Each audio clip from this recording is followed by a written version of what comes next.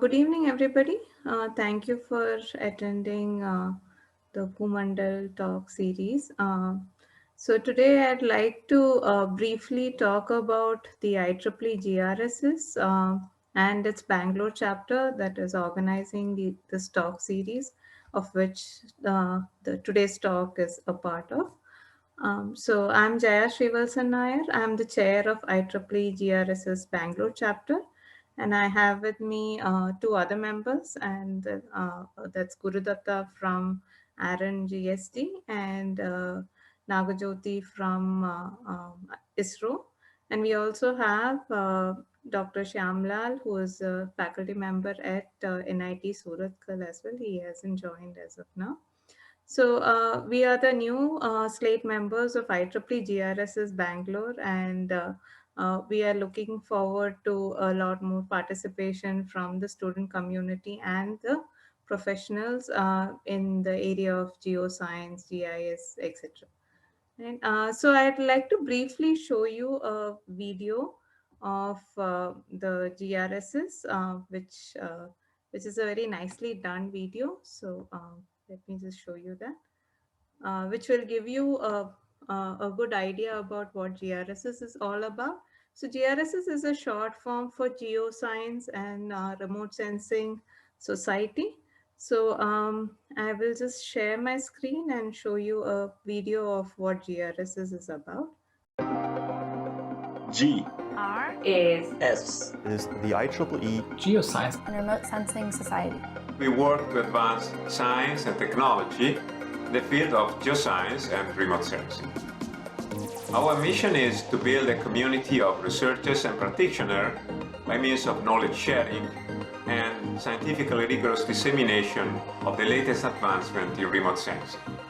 The members of our society have skills in all aspects of remote sensing. Digital beam farming. machine learning methods for robust data fusion, micro remote sensing, water quality monitoring and mapping, microwave radiometry and global navigation satellite systems. There are a lot of different points of view. Sharing the knowledge among the different communities is what makes this society stronger. GRSS has established 7 technical committees at the moment, and they all cover different technical aspects. The technical committees are really meant for doing the technical outreach to other parts of the research community and industry. As a society, we want to inform our members and reach different communities via different channels, like for example social media, journals, and especially education. We have 3 series of webinars. GRSS has a high school and undergrad student outreach program to engage the next generation of remote sensing professionals. At the moment, we have more than 60 chapters and 20 student branches all over the world. The chapters are our link with local communities, and they facilitate communication with our members. IEEE GRSS fully supports distinguished lecture program and also supports for workshops, seminars and SharpNet programs. Our students are actively engaged in different activities including competitions. Our chapter is composed by graduate and undergraduate students. The activities comprise workshops, webinars, lectures, short courses, training, and we have humanitarian activities. I'm part of the San Francisco Bay Area Joint Chapter. This is a chapter that brings together professionals and those in industry. There are so many geospatial things going on in the Bay Area, and the chapter has been a great opportunity to bring all of those communities together. All the activities by the societies are supported by our volunteers. We have position for everybody who is willing to help. I'm a GRSS Young Professional Ambassador. My goal is to empower and motivate young professionals around the world. I'm a GIS social media ambassador. We post the latest information about GIS every day. We aim at inspiring technical community to advance remote sensing. Everybody is welcome to join us. GRSS connects you to a lot of interesting people working on a lot of interesting topics. Society acts as a platform to provide resources and opportunity for us in advancing our career. I enjoy being part of such a great society with amazing people to create experiences for people to remember. Being part of GRSS allows me to be a better researcher and professional, improving my skills and knowledge to do a good job. Come and be part of this great family. Ciao!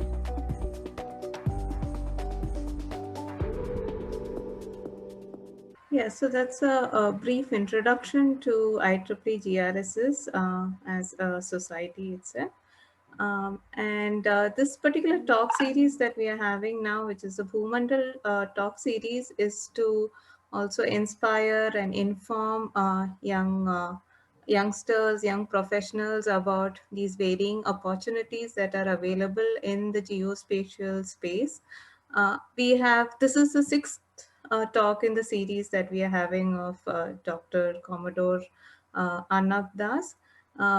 Before this, we have had the talks by Dr. P.G. Divakar from ISRO, who talked about the different geoportals that ISRO is supporting, for example, Bhuvan. Then we had a talk by Professor Ravi Nanjundaya, who is director of Indian Institute of Tropical Meteorology, Pune, and also faculty member at IISc. He spoke about the monsoon modeling. That was followed by a talk by Mr. Ujjwal Gandhi, who runs his own startup called Spatial Thoughts. And he gave a brief understanding of how Google Earth Engine could be used for planetary studies. This was followed by a talk by Professor Rajni, who is a faculty member at NIAS, and she talked about how remote sensing can be used in archaeology. And after that, last month, we had good fortune of our own member, Professor T.V. Ramchandra, who is again a faculty member at IISc. He gave a talk on ecological modeling and balance sort of thing, and particularly with Western Ghats, Karnataka, etc. Right, and today we have with us Dr. Commodore Arnab Das, whose profile is very different from the speakers we have had so far. He is a researcher, maritime strategist, and entrepreneur. So he is a founder and director of the Maritime Research Centre (MRC), which is working on a unique concept of underwater domain awareness, UDA, as a focus. He has also founded and he runs his own startup called Nirthweni Technology Private Limited that provides consultancies and services for high-end maritime security solutions and marine conservation support. He has widely published as well. He is different from the other speakers because he started out a little different from technologists and academicians. He actually served in the Indian Navy for over 2 decades before he started his pitch for the maritime research and underwater domain awareness. So he has undertaken several R&D projects during his 7 years R&D tenure at IIT Delhi. He was invited to Tokyo University as a visiting researcher for his work on freshwater dolphins. And post his retirement from the Indian Navy, he worked at the Acoustic Research Lab at NUS Singapore as well. So, and he's very passionate about promoting awareness about UDA, that is the underwater domain awareness. And the last time I spoke to him, I mean, we connected a month ago, and that was the first time I learned about this particular area, which is rich in research problems that GIS enthusiasts and data scientists and pretty much everybody can sort of start contributing to. So in today's talk, which is the Underwater Domain Awareness Framework, a new perspective for the Indian Ocean region, Dr. Commodore Arnab Das is going to talk about the Indian Ocean region and how maritime domain awareness is an important aspect of it. He is going to talk about UDA, which is the UDA framework, which is proposed by the Maritime Research Centre, of which he is the director of. which challenges the conventional understanding of the underwater appendage that the MDA formulation itself doesn't address as much. So he is going to talk about how UDA itself is a far bigger concept that aims to integrate all the four stakeholders, that is the management authorities, security apparatus, blue economic entities, environmental regulators and disaster management authorities, and the science and technology providers. This talk will present the research challenges and opportunities in the UDA framework for the Indian Ocean region and provide a detailed perspective on how the young researchers can contribute to this mega initiative by MRC. Now, this is a multidisciplinary framework which is of great interest to the audience here. So it will be great for us to learn more about this. So I'll request Dr. Arnab to get started with this talk. Okay, thank you so much. It's indeed a great opportunity for me to interact with the hardcore researchers, if I may say so. I am a fringe element in many ways, but as ma'am has said, I think practitioners and researchers need to come together, and that is how probably we can build technologies or build innovative ideas which will be able to give us much more real world solutions. So from that perspective, this presentation is oriented towards what we call it the underwater domain awareness. What it means is to basically know what is happening below the surface of the water. And if you have been monitoring the geopolitics today, I think the maritime domain is grabbing a lot of attention for all the right and wrong reasons, I would say. Wrong reasons because there is a tremendous amount of confrontation and tensions being generated in the global power play. But at the same time, we need to increasingly look towards the sea to generate the resources that we need, right from food security to energy security to various other economic growth prospects. We are looking towards the sea, and we do need to look at the sea because the earth, as we know, is 2/3 below the sea surface. Now, this also puts a significant challenge for us to be able to exploit, deploy science and technology. I mean, that is something important. From that perspective, I think underwater domain awareness somehow has remained neglected, if I may say so. So I'll talk about under these heads. Now, when we look at the global order, the strategic relevance of the region and the South China is clear.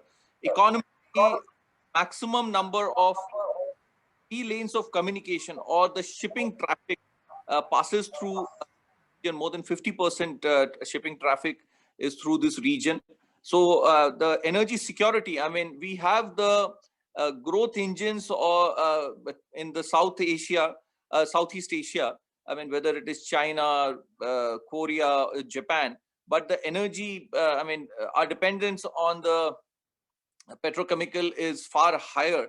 So the sources are in the Middle East. So the energy sources and even the raw material from the African coast goes through this region. On the return, they get all the finished goods from there. So this is a very, very critical region, and all of them have a tremendous amount of strategic stake in this region. So it is important that we understand the value of this region, and accordingly, we are prepared to tackle what is important for us. But the other aspect of it is politically, if you look at it, it is extremely volatile. Non-state actors are also very, very active here, and many states are using non-state actors as a regular instrument of foreign policy. So the security concerns are extremely high. So, and extra-regional powers are maintaining their strategic presence, and that creates an atmosphere of confrontation. And what you will see is that many of these countries which are socio-economically not so well developed are spending significant amount of their budget in military hardware. So that is a cause of concern. I mean, there are socio-economic problems, but still the spending on military hardware is very high. But and we are now increasingly seeing there is a lot of submarine deployment in the region. But what is important for us as a researcher is that these regions have a very, very different underwater atmosphere or underwater environment. And these technologies which have been developed in the West are not directly applicable to us. So unless we develop certain algorithms which are adapted to our conditions or our channel conditions, these systems do not work. And the degradation of performance is very, very significant. So, I mean, when we look at the Indo-Pacific strategic space, now Indo-Pacific strategic space has become a very, very important strategic formulation where the global community, particularly the US and some of the Western countries, have started looking at this region in a very, very different manner. I mean, the US has a Armed Forces Command. Earlier it was called the Pacific Command, but now it has been named as the Indo-Pacific Command. So that is the importance given to this entire region. I mean, what you see in the dark blue area, right from the Indian Ocean to the Pacific Ocean. But what is important for us as a researcher is that this region is the tropical region, and tropical region have very, very specific acoustic behavior. So, I mean, anything we want to know below the water has to be acoustic signal. No other signal propagates in the underwater domain. So from the acoustic perspective, this region is extremely unique, and we need to be aware what is it, and obviously work towards giving better technology solutions. Now, when we talk about the Indo-Pacific construct, I mean, Quad is a formulation of 4 countries, that is India, US, Australia, and Japan. Now, it is very important for us to now realize that India is being taken extremely seriously by the world community. I mean, India being in the big league is very, very important for us. And this is largely formed by the US to counter the Chinese kind of aggression in the South China Sea. And even now they are extremely active in the Indian Ocean region. But the problem here is that India's centrality by the other extra-regional powers is fine. But as India, are we prepared? And since we are being taken more seriously, this is also increasing the Indo-China rivalry also. So in many counts, China feels that, you know, we are not doing enough to maintain good relation. I mean, these are more of strategic dialogue. But what is more important for us is that whatever others say or feel, it is important for us. I mean, when I say Indo part of the Indo-Pacific, we mean to say that we need to have the right capacity. And capacity building or capability building is largely dependent on our science and technology capabilities. So we need to spend enough effort and energy in terms of our capability and capacity building. So now if you look at the Indian Ocean region, so I also call this Indo part of the Indo-Pacific as the Indian Ocean part of the Indo-Pacific region, because first I think we need to have a much better control over the Indian Ocean region. And if you look at our position in the Indian Ocean region, I mean, the way we are geographically placed, I think there is no alternative for us but to play a strategically important role, or the strategically significant role. So here, the important part is that technologically, I think there is a lot more that needs to be done, and field experimental research is extremely important. Somehow in India, most of our research has been lab-based, and field experimental aspects have not been really covered by us to that extent. Now, in the Indian Ocean region, I'll try and look at these aspects. Now, what we mean by pre-modern states is that socio-economically, these countries are not so well developed, or they are still short of resources. So it also brings issues of political stability. And that's why the extra-regional powers are able to intervene even in the domestic politics. I mean, countries like Sri Lanka and various other countries, Pakistan, I mean, which government, and now you're seeing increasingly in Nepal also, I mean, powers outside the country decide, not the electorate or the voters in the country that which party will come to power. So that is a very, very disturbing thing, and the geopolitics becomes very, very fragmented. I mean, you imagine the countries in the Indian Ocean region are not together. Otherwise, they could have done a lot more and reduce the spending on military hardware and could have spent more on science and technology, which could have helped their own growth. So the safe, secure, sustainable growth. I mean, when I say safe, secure, sustainable, safe is safety from natural disasters. Security is security from any man-made threat, and sustainability is on all counts. I mean, it is not limited to the environmental, or many times sustainability is directly related to the eco system sustainability. But there are many other aspects of sustainability. I mean, a project needs to be sustainable in many ways. It has to generate its own resources. Otherwise, it is not viable. So we need to look at it holistically. And of course, we are looking at growth.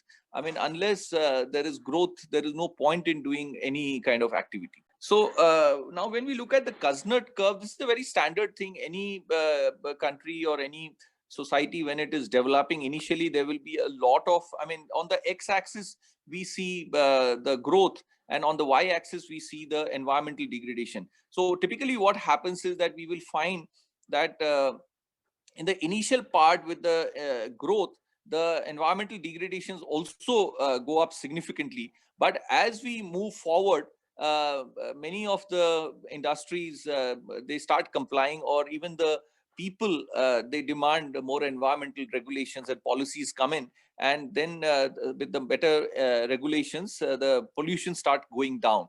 And at some point, the service industries start taking off in a developed world. So even if there is higher growth, the degradation is far less. But today, I think in the Indian Ocean region, we are on the first dotted line. So that means that we need to focus on the environmental concerns equally when we're looking at growth. So, and there again, science and technology becomes very important, and underwater domain awareness becomes very important. And then also with what we find, like today, if you give proposals to the government, there are multiple ministries. I mean, if you look at the maritime domain itself, there are 17 ministries and various agencies, not just ministries, various agencies which control or which are into the policy making or prioritizing of maritime activities in the country, whether it is the defense, whether it is the home ministry, whether it is the shipping ministry, whether it is the fisheries ministry, whether it is the environment. There are a whole lot of institutions and authorities engaged. So there is a lot of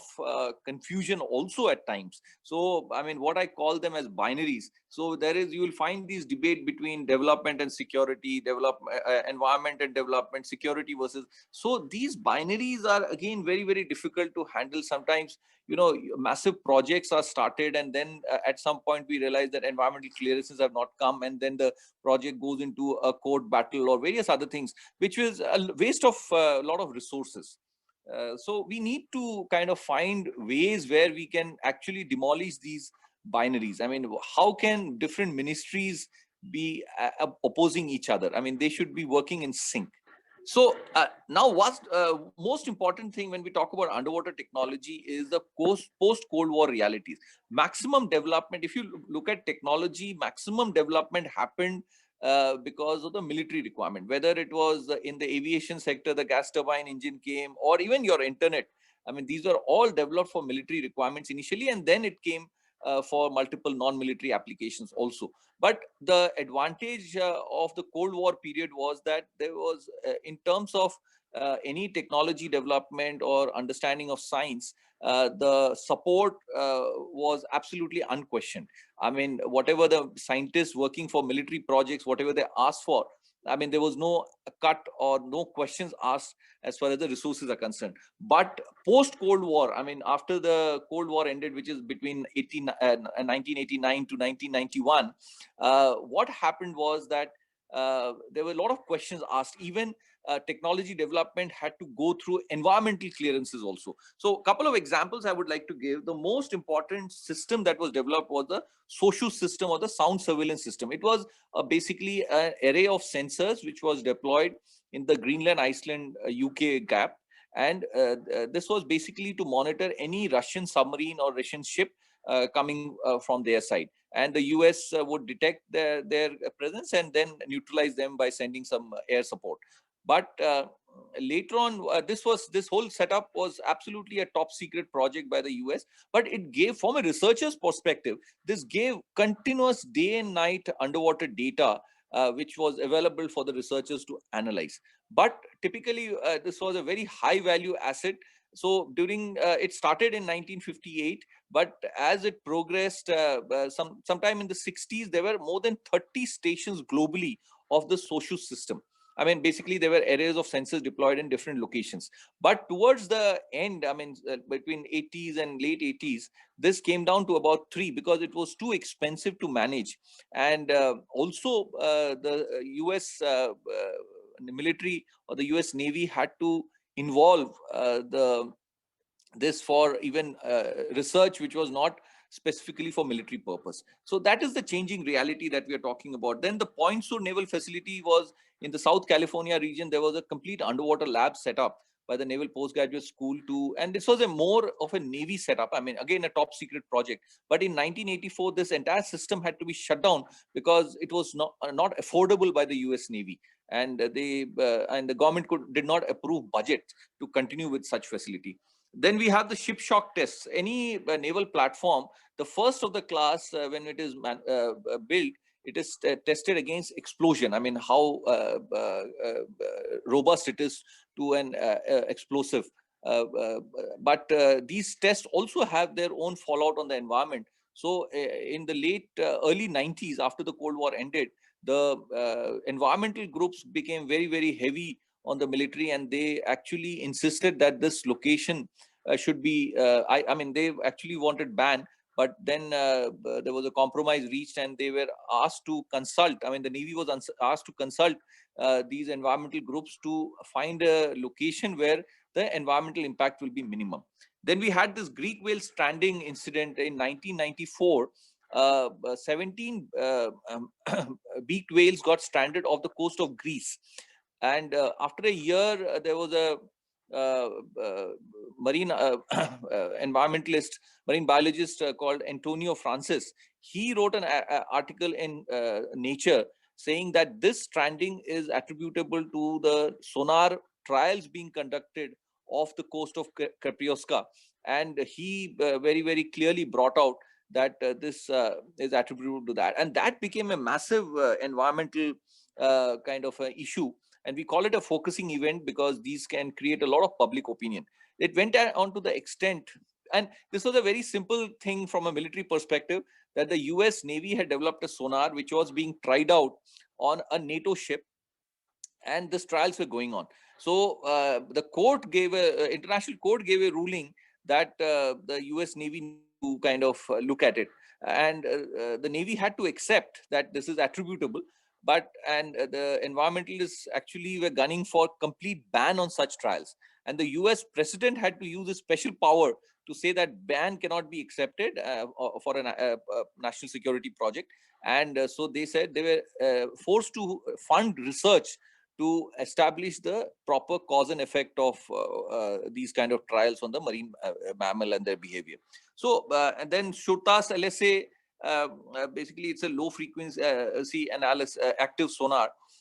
These were systems that were deployed in the US coast to detect any intrusion by the Russian submarines. Again, this was a massive project where low frequency sound was always, I mean, kept active, and any intrusion can be detected. But here again, I mean, the environmentalists got very heavy, and they forced, this is the first time that a Navy project was made to submit an environmental impact statement. So these are very, very important events that has happened. So, I mean, today in India also, I request, I mean, ours is a think tank, so we request the Navy and the defense establishment to consider doing research which is kind of, or supporting research which is not specific. I mean, in India, if you look at it, DRDO is specifically tasked to do research for the defense requirement. Then we have the CSIR labs, which are tasked to do non-defense applications or non-defense research. There is a lot of good work happening, but sometimes I feel that the synergy is a little missing. We have not seen joint projects being done at a large scale. So there is, I think, a gap where we all can come together. And when we put these realities of the post-Cold War era, I think governments need to also, or the decision makers need to keep track of this, and while they are formulating policies, be mindful of these aspects. So now, just to give you some sense of India in the 21st century, I've just picked up few aspects. Can we go to the next slide? I'll cover them there. Strategic submarine deployment. I mean, after the first Pokhran blast, India went for nuclear submarine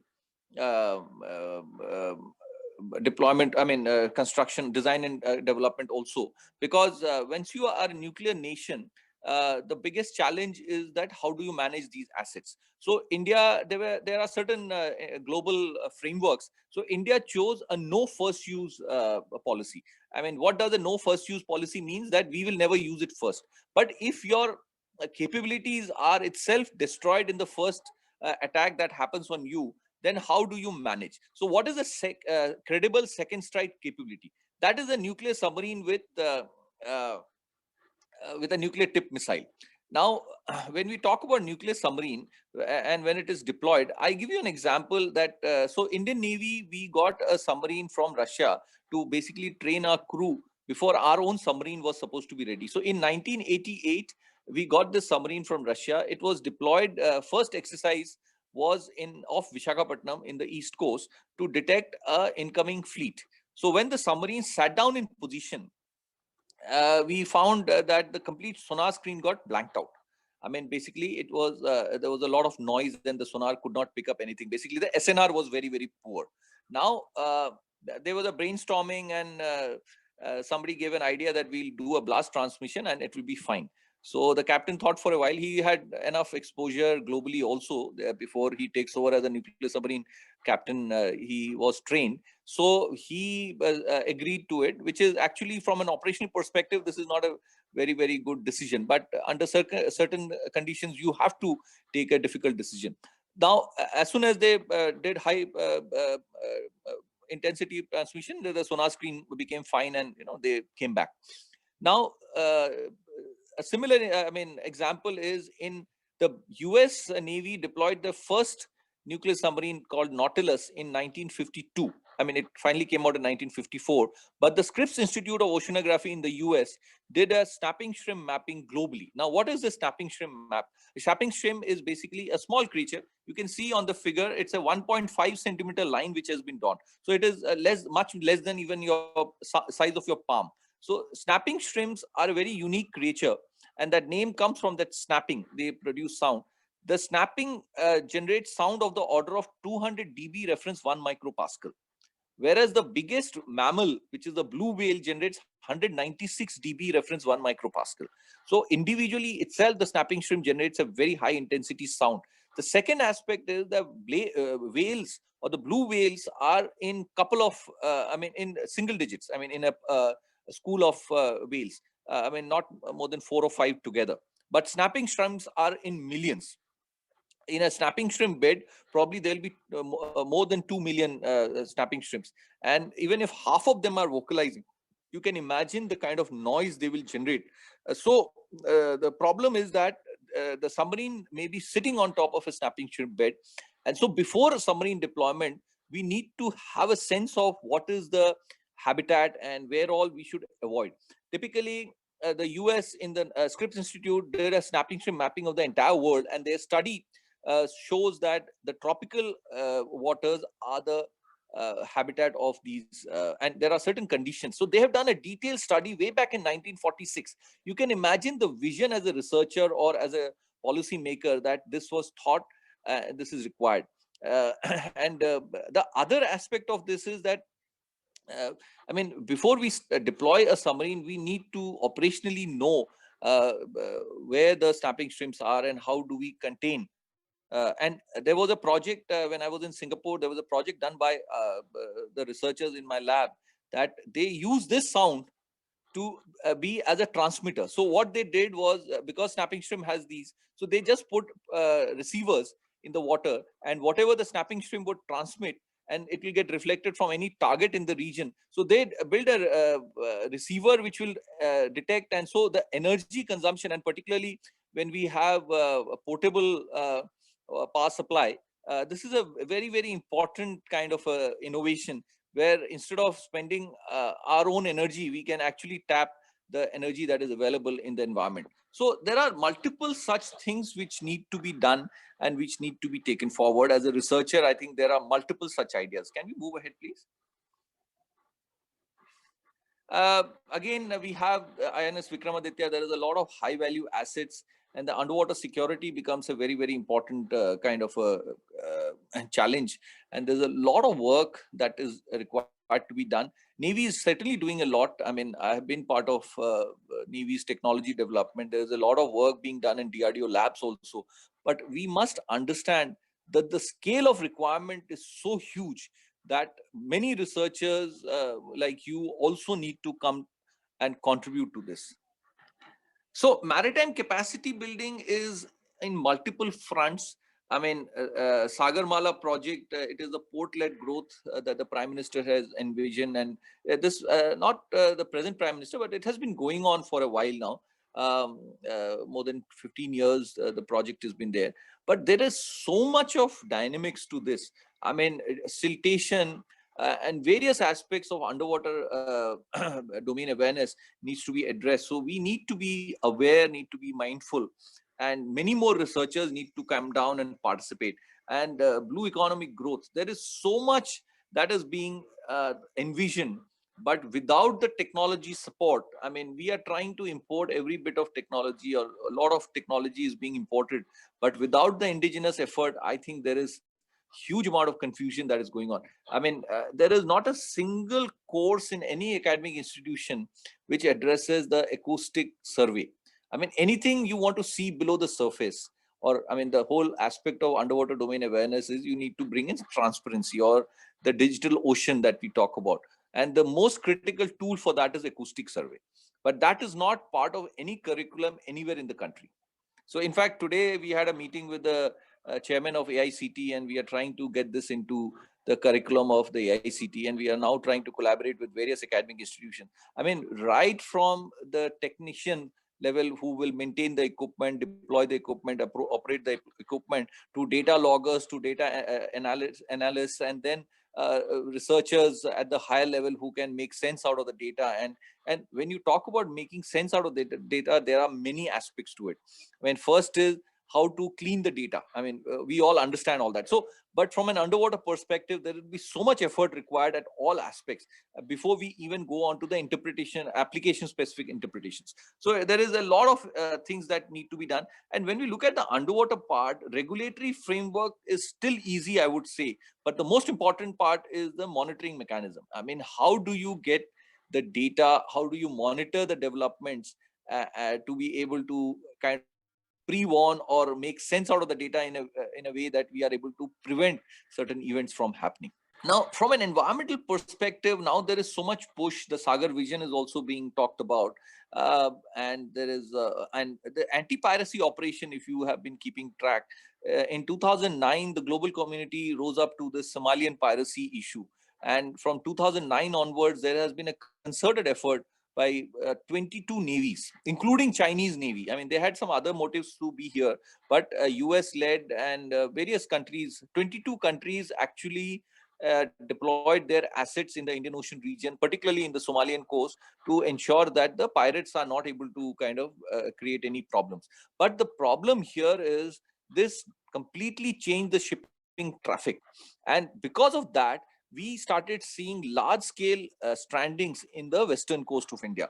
Now, the first picture that you see is a 40-feet blue whale that got stranded south of Mumbai. Second is a 50-feet blue bride whale that got stranded off Karwar.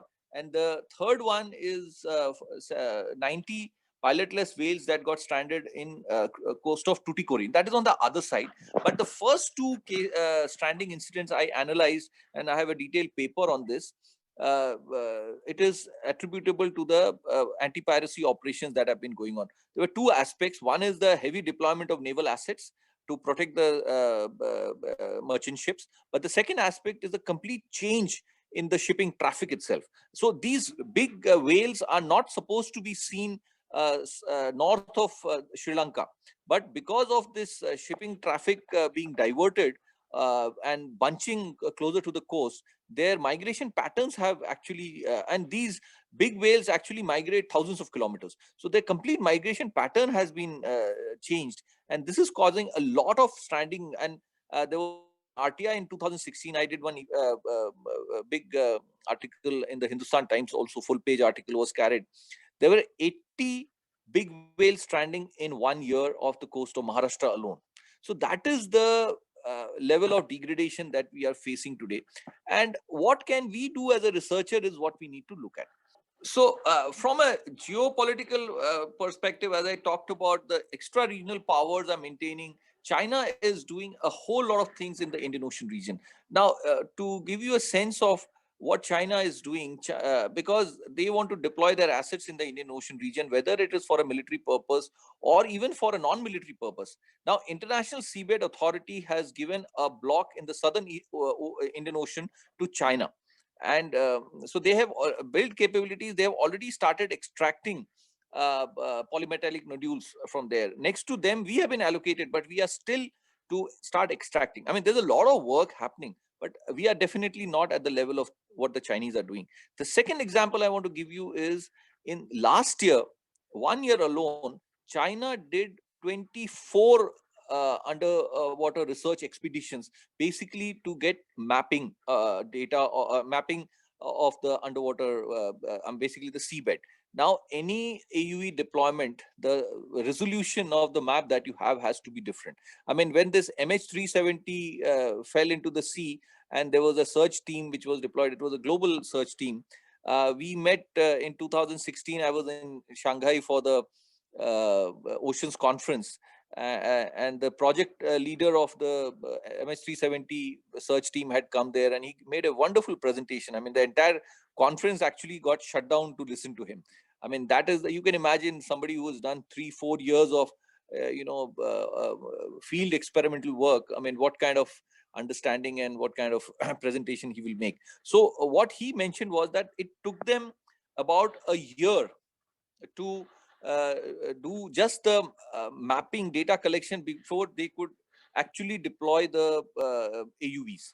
So that is the level of data required, and in the Indian Ocean region we really do not have that kind of data. So China deployed 24 expeditions to collect such data, and Indian Navy also intercepted some of their research ships which were also in our EZ.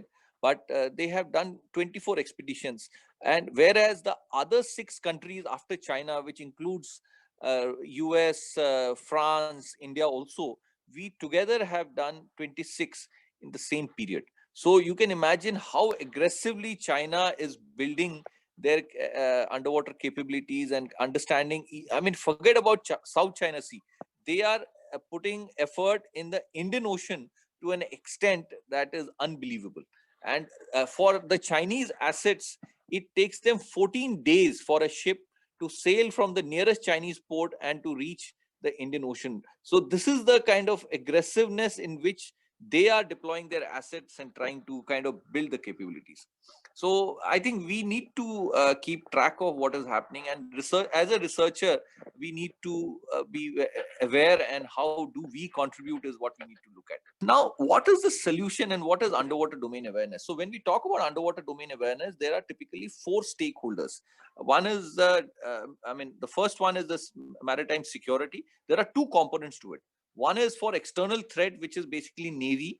And also the second part is the internal threat. I mean, today non-state actors and various other players are there. So internal security is also, we have various other problems of, Naxalite problems and various other problems. So there is also an internal security dimension to the security aspect. So we need to be mindful of that, and we need to kind of build our capabilities accordingly. So both defense and security, I mean, normally we use this term defense for external threat and security for internal. The Home Ministry looks at internal security and the Defense Ministry looks at external security.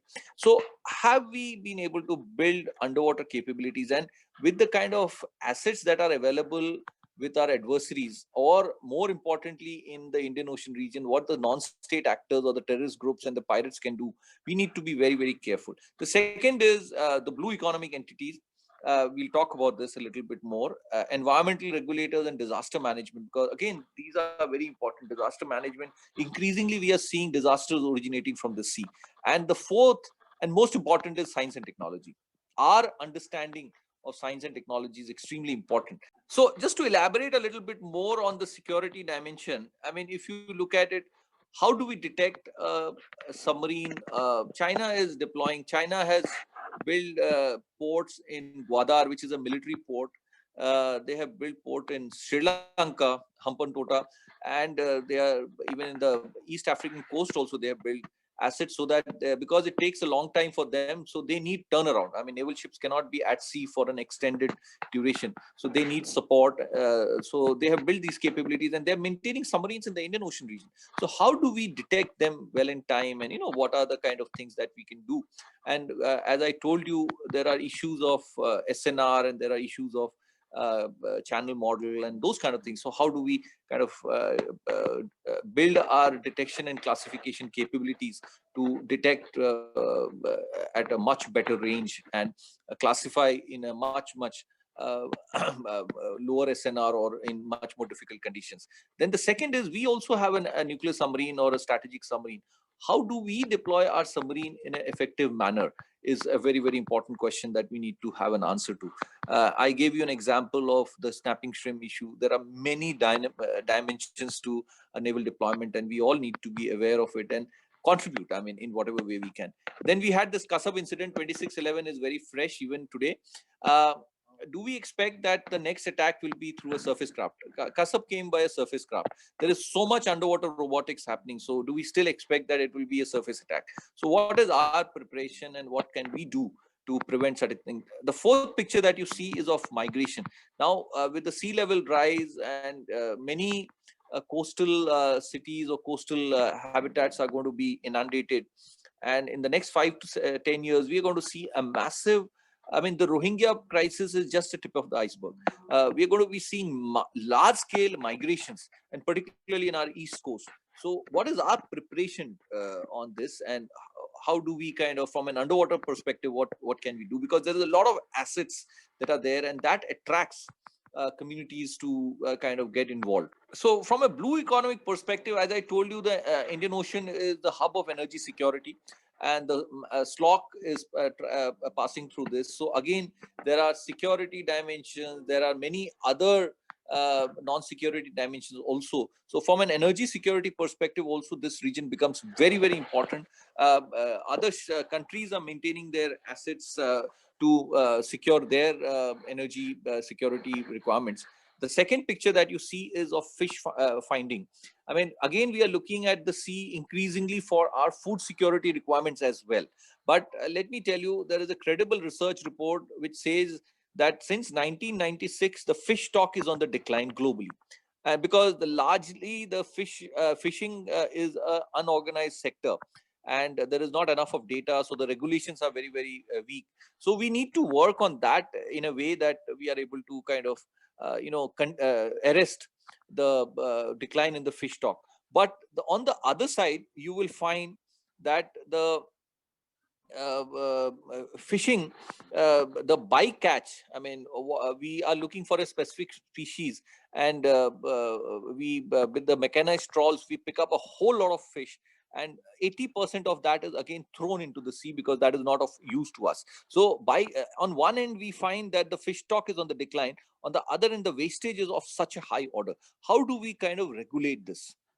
I mean, this is something very, very serious. And particularly when we look at the Indian Ocean region, in many coastal waters, the fishing is, I mean, there is overfishing. So there is a serious sustainability crisis. But in the deep waters, fishes are dying of old age. So how do we reconcile to these issues? Again, regulatory aspects are required, and government intervention is required. Even there is a massive problem in the WTO also. I mean, in the fishing industry, the global community WTO is not ready to give us, I mean, we give a lot of subsidy to our fishing communities or the fishermen, the fishing industry in India, and they are not ready to accept that. they do not consider us to be a developing country. So many of these subsidies are not kind of acceptable to them. So there is a lot of problems from a regulatory perspective that is happening. But unless we kind of structure this properly, we will not be able to manage our fishing, or we will not be able to manage the complete industry in a more sustainable manner. So there's a lot of technology that is required. I mean, how do you regulate fishing? Again, there are in Europe and various other places, fish finding sonars are there. But again, the technological challenges, you can't just buy those and bring it here and expect that it will work. So there has to be a lot of indigenous effort. And I'm sure you appreciate how serious this issue is. Then we have these offshore assets. How do you kind of contain their impact on the environment? Their security is an issue. So there are a whole lot of issues, again, which need to be looked at from an underwater domain awareness perspective. And there can be so much of project. I mean, every ONGC rig collects a lot of data, but there is not enough researchers who can actually analyze that data and make sense out of the data and make it more application specific. Deep sea mining, I think this is a topic by itself. I will skip that. There is a lot of work that is happening, but I mean, this budget also 400 crores has been allocated, but I think a lot of work is required, and I would encourage some of you to even look at that aspect. So I'll skip it for now. Again, the environment and disaster management, we all agree that sound is the only signal that propagates underwater. So how do we ensure? I mean, I call it acoustic habitat degradation. My book is on this topic. What are the aspects, technical aspects of acoustic habitat degradation, and from a strategy also, what can we do to kind of minimize the acoustic habitat? With the increasing maritime activity, the noise is only going to increase. And to give you some figures, the shipping traffic, the noise, it's a low frequency noise, and the noise has been doubling every 10 years since 1950. I mean, we have data from 1950. It shows that every 10 years, the low frequency noise because of shipping has been doubling. So you can imagine the seriousness of this issue. And the picture that you see is of the fourth picture is of the Fukushima disaster that happened. I mean, I was in Tokyo in 2014, and I met many researchers. So the tsunami that came in 2011, they had such good systems. I mean, the scale of the disaster was so high, but the loss of life and property was really minimum. So, I mean, it is too much for me to say that you can prevent a natural disaster, but with better systems, we can minimize the loss of life and property. Now, coming to science and technology, I mean, our understanding of the ecosystem, I mean, the first picture basically symbolizes the ecosystem that exists underwater. We can navigate development better if we have much better understanding of the ecosystem and how various components of the ecosystem interact with each other. I mean, what are the resources and how, I mean, whether it is living or non-living resources. There's a lot of research to be done, a lot of data to be collected, and that's what we are talking about. Digital ocean. I mean, there's a lot of work on digital India today, but I think digital ocean also requires equal kind of attention. There is a digital ocean app that has been released by Incois. They're giving a lot of data which can be used for research, but I think acoustics part needs to also, I mean, this data can be an input to our acoustic effort, and we can, so we have given a proposal on a national policy to Niti Aayog, and the vice chairman and the CEO and 4 advisors had a 1-hour interaction with us, and that case is going on, and we are quite optimistic that they will find value in what we are saying to build. I mean, there is aware, and some of you must be part of the digital. Arnab? Yeah. Can we take a couple of questions there? Okay. Yeah, we can now. So the first question is on a hardware related question. When we have software which does image processing of underwater images, yep. How is it that hardware architecture design helps out in this, and why hardware will be needed to underwater image processing and where it can be used? This particular student is interested in coming up with a hardware architecture for underwater image processing. So if you have any information, the same student has asked a follow-up question. Yeah. Cameras are used for taking underwater images, and which among those give directed assist images and out highlight on this topic and regarding its disadvantages as well. Okay. Yeah. So first and foremost, there is a issue of frequency when we talk about underwater signals. The high frequency signals get attenuated much more than the low frequency signal. I mean, when I say much more, even the underwater noise is called pink noise, because the high frequencies will get attenuated and the low frequencies get less attenuated. So keep track of that. So when you are processing, images will suffer, and this is not a uniform kind of degradation of the signal that will happen. So we will have to kind of keep track of how the so if we just do a simple equation of y equal to xn convolution xn w of n. So hn plays I mean, typically many of our upper water problems is not so significant compared to the underwater. So when we look at the analysis, we have to do the modeling of the channel model in a way that we are able to first clean the data before we do the analysis. And when we talk about analysis, it has to be application specific. So depending on what your application is, we need to keep track of that, and then so it will be difficult for me to answer without discussing a specific application. So this is the broad framework that we are talking about. If you look at the cube, the four faces of the cube represent the four stakeholders, and the most important aspect is the acoustic capacity building. I mean, the sonar has to give us better results, whether it is a defense application or a blue economic application or a environment or disaster management. And when you look at the vertical construct, the lot of sensing is required, so a lot of data collection will be required, then application specific interpretation or analysis, and then only we can talk about the policy or any kind of usage of how to regulate the entire underwater domain. So acoustic capacity building becomes the most important thing. I wanted to just show some applications. Yeah, acoustic capacity building is basically a lot of data collection with field validation, and then mobile I mean, the sensor also has to be mounted. So again, a lot of underwater robotics becomes part of it. Channel modeling and DSP algorithm development, and then ambient noise, basically characterization and how to mitigate the noise. So these are multiple models that we made where multiple stakeholders can come together. Like when we talk about underwater radiated noise management, Navy has a requirement of acoustic stealth, then acoustic habitat degradation, as I talked about from an environmental perspective.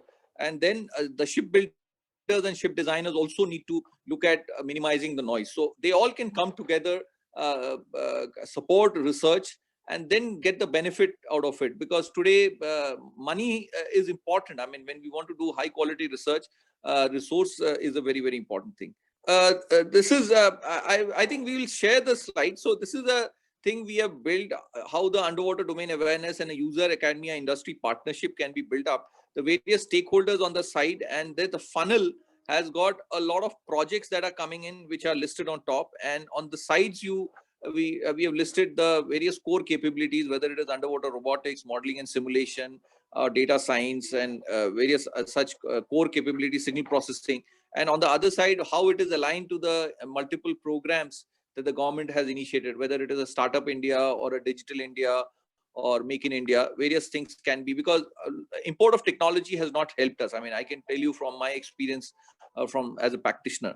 And so at the output of the funnel is policy, technology and innovation, and human resource development. So this is a project about dark ship detection.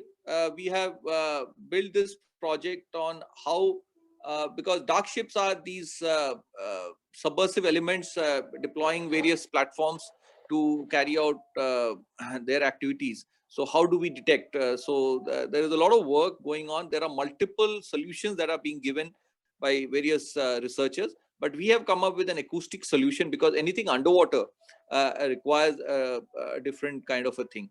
So we have used the automated identification system and built an acoustic solution to it. I think I will not go into the details of that. So this is a model that we have made. I mean, this is based on the shipping traffic data we have converted that data into underwater noise that each platform is making, and then passed it through the underwater channel and build the ambient noise, low frequency ambient noise. And you can see that there is so much of a difference between the high noise areas and the low noise area. And this is a real-time map. This gets updated every 5 to 10 minutes, because and the limitation is because of the data that is available. AIS data update is only 6 minutes. So but the other parameters can be fed in, and so this map can be used for multiple purposes. I mean, this can be used by the Navy. It's a 3-dimensional map that we made. It can be used by the Navy for detecting, for getting a sense of the SNR and how the deployments can be done, or even how the detection will happen. Submarine deployments can be done based on this. The second is environmental regulators can also use this, that what is the level of acoustic habitat degradation. So a lot of work can be done, and we built the 3-dimensional model. So this is what it looks like.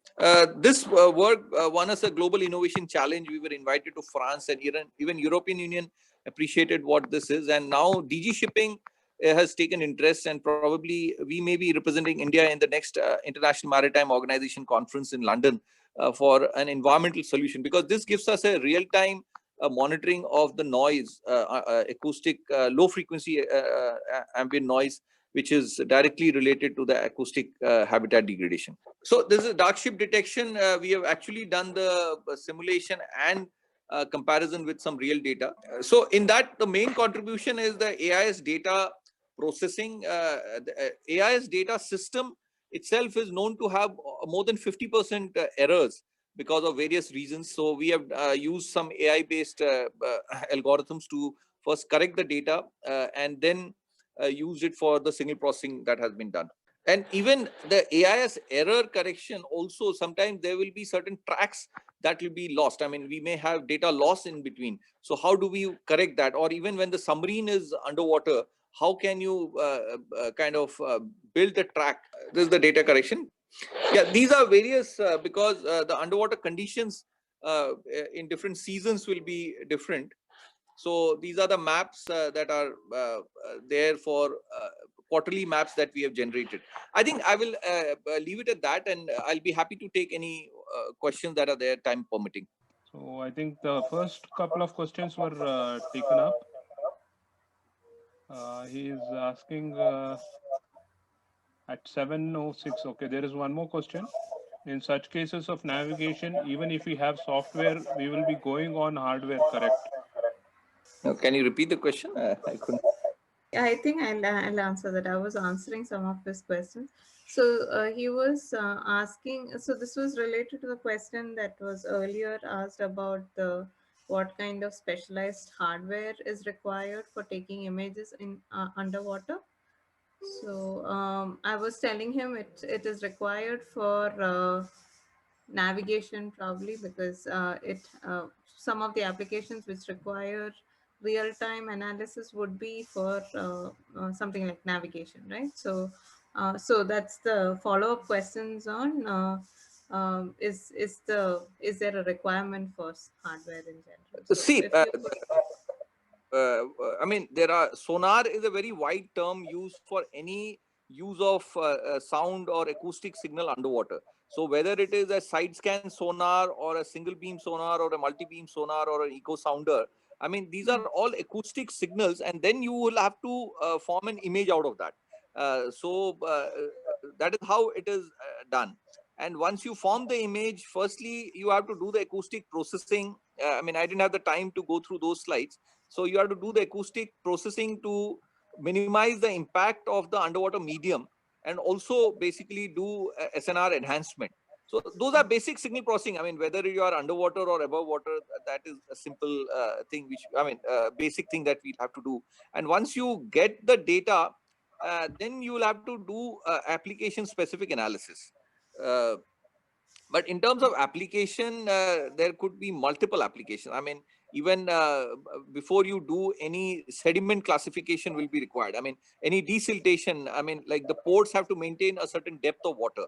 Now, what kind of equipment that will be required, or how will you undertake the dredging operation also requires acoustic survey to find out what kind of material are you expected to encounter. I mean, whether it is a soft silt or hard rock or any hard material, depending on that, your desiltation or dredging operation will be decided. So there are many applications, and we'll have to look at it very, very specific to the application. Okay. So I think his question mainly is that is specialized head hardware required when it is No, once the data is underwater? acquired, so there is no specialized hardware required. Once the data is acquired, I mean, the sensor is of course different, but once the data acquisition has been done, processing doesn't require anything different. I mean, that's a normal, I mean, whether it is below water or above water, it is the same. Okay. Okay, so do you know of any applications where once the image is formed, specialized hardware is required for processing?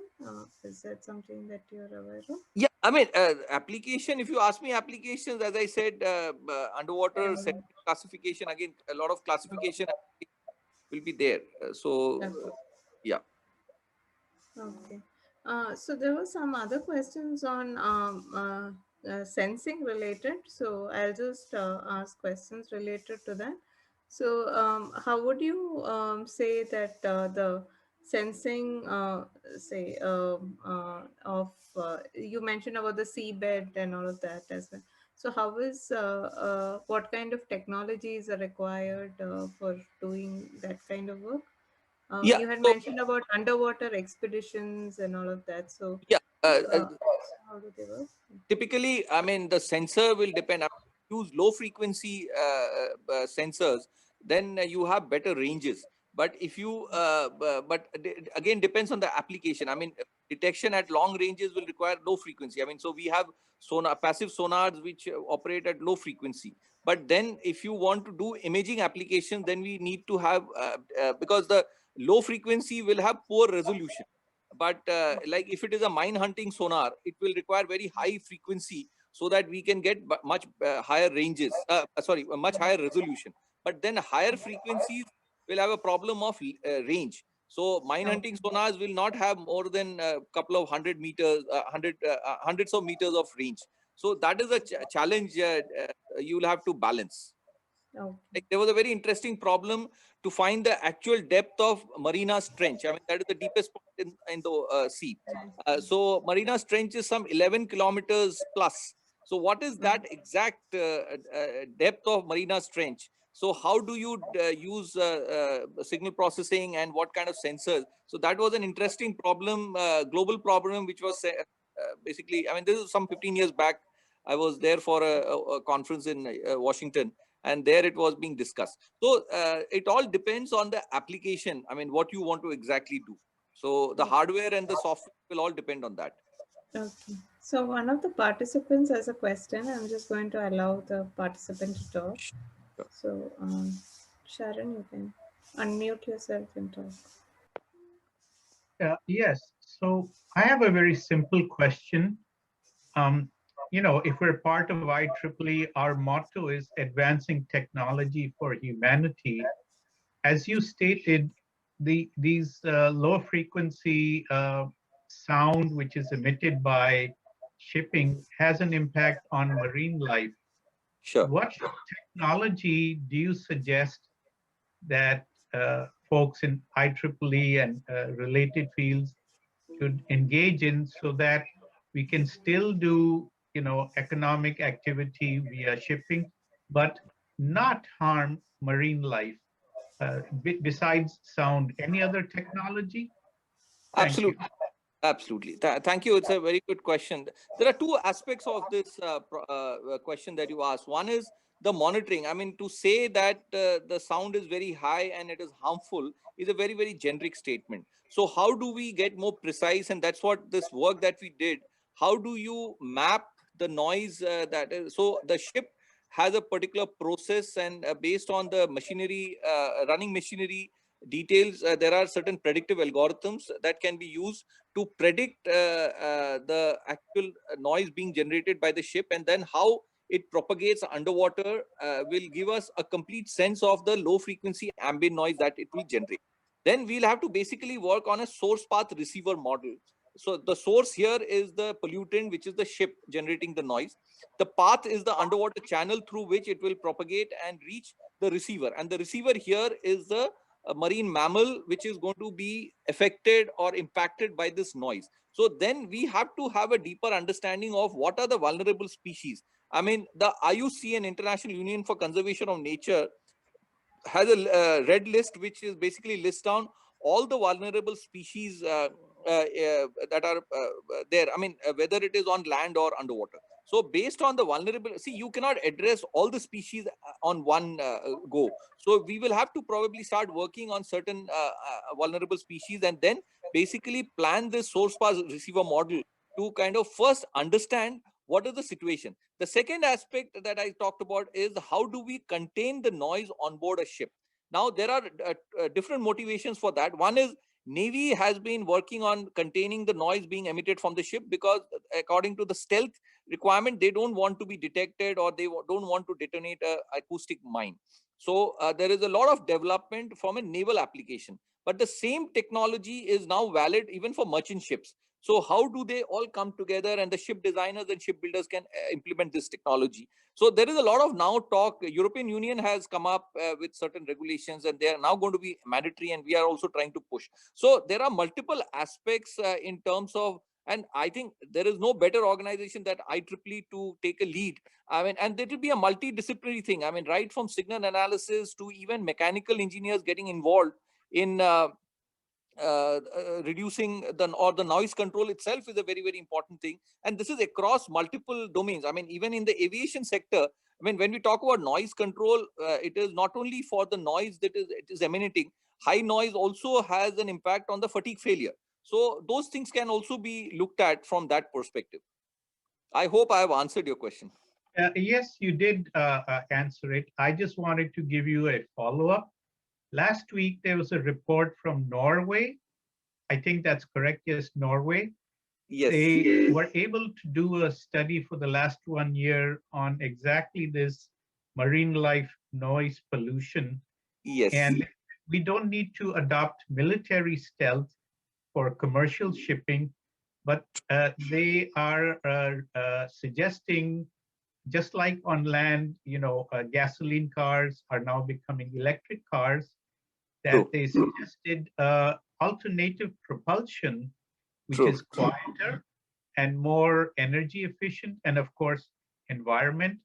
And they said that is a positive step. So I thought I'd share that with you. Yeah, if I add a couple of lines to that.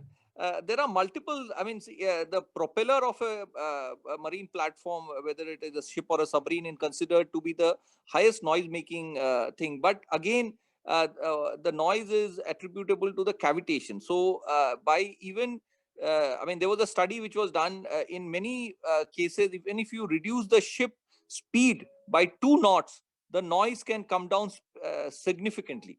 So there are multiple, I mean, and electric propulsion, jet propulsion, there are a whole lot of things people have said. But what we have argued is that these are proposals, but they need to be validated on ground or at sea. So the software that we have developed is a real-time assessment of the efficacy of these. Multiple people have come up with various solutions. So how do we kind of evaluate them for their effectiveness is something we need to worry about. Thank you. Okay, we have one last question from Shanda Rangaswamy. As an academician, what is your suggestion on a research topic? I guess the question may be on what can be conducted in any university, needn't have, you know, affiliations to marine agencies or outfits. So what would you suggest would be a good research topic? Absolutely. I mean, acoustic analysis or acoustic signal processing is something very, very important. I mean, there are multiple dimensions to it, whether we want to find an environmental solution, as I talked about, acoustic containing acoustic habitat degradation, as was asked by the previous gentleman. That could be one area, or we want to find better underwater detection and classification algorithms, or most importantly, I would say modeling the underwater channel in the tropical littoral waters of the Indian Ocean region can be a very, very important topic, or ambient noise characterization, ambient noise modeling. I mean, and there are multiple models that can be built up. There are models available, but none of them fit into our waters of the tropical IOR. So, I mean, I can list a whole lot of things, but depending on there, because it has to be application specific, so that there is somebody, some industry ready to invest, because a researcher does need a lot of resources. So unless you are able to connect to a real world problem, you will not get the resources that we want. And field work definitely needs a lot of resources. I hope I have answered the question. Thank you so much, Arnab. I guess it has been an exciting talk altogether. To interact with all of you. Thank you very much. Yeah, Really sure. appreciate your invite. Thank you so much. Thank you.